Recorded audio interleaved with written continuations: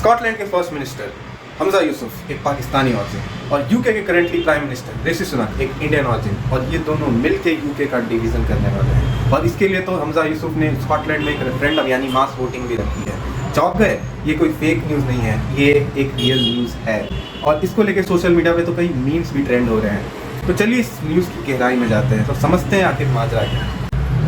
जो United kingdom आज आप देखते हैं वो 4 किंगडम को कंस्टिट्यूट करके बना गया है, जिसमें इंग्लैंड, स्कॉटलैंड, वेल्स और आयरलैंड आता है और ये सबको एक सेमी ऑटोनॉमस कंट्री का दर्जा दिया गया है। मतलब ये हर कंट्री यानी स्कॉटलैंड, वेल्स, आयरलैंड और इंग्लैंड सबके पास एक पार्लियामेंट है जो एक इंटरनल अफेयर्स को हैंडल करती है, पर ये सेमी ऑटोनॉमस है यानी कि एक्सटर्नल अफेयर्स अभी भी इंग्लैंड के मेन पार्लियामेंट में ही सॉल्व होते हैं। हिस्ट्री में दोबारा जाके अगर आप देखें तो आप पाएंगे कि यूनाइटेड किंगडम जो था वो ज्योग्राफिकली पहले ऐसा नहीं था, वो और भी बड़ा हुआ करता था क्योंकि कंप्लीट आयरलैंड जो था वो यूनाइटेड किंगडम का पार्ट था। पर 1922 के रिवॉल्यूशन के बाद नॉर्दर्न आयरलैंड जो था वो यूनाइटेड किंगडम से अलग हो गया और सदर्न आयरलैंड जो था उन्होंने यूनाइटेड किंगडम के साथ कंस्टिट्यूट करने का फेवर जताया और इस रिवॉल्यूशन का मेजर इंपैक्ट जो था स्कॉटलैंड पर पड़ा। स्कॉटलैंड में भी मैक्सिमम पॉपुलेशन ये चाहती थी कि वो जो है एक इंडिपेंडेंट कंट्री बनाए और यूनाइटेड किंगडम को ये मंजूर नहीं था, इसलिए स्कॉटलैंड में काफी रिवॉल्यूशन हुई।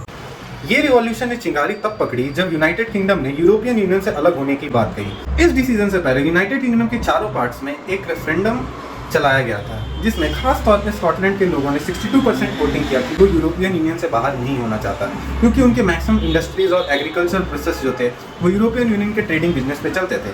पर क्योंकि इंग्लैंड ने यानी यूनाइटेड किंगडम ने स्कॉटलैंड की बात न सुनते हुए यूरोपियन यूनियन से बाहर हो गए, इसके कारण स्कॉटलैंड की मैक्सिमम इकोनॉमी जो हुई वो टर्मोइल पे आ गई और वो फॉल डाउन हो गई, जिसके कारण वहाँ की अनएम्प्लॉयमेंट काफ़ी बढ़ गई। इस कारण स्कॉटलैंड के लोग जो है वो अपनी इंडिपेंडेंट कंट्री के रिवॉल्यूशन में और आगे आए और आज हालत ये है कि स्कॉटलैंड के लोग अपनी एक इंडिपेंडेंट कंट्री चाहते हैं। आपको क्या लगता है, क्या स्कॉटलैंड को अपना एक इंडिपेंडेंट कंट्री बनाना चाहिए?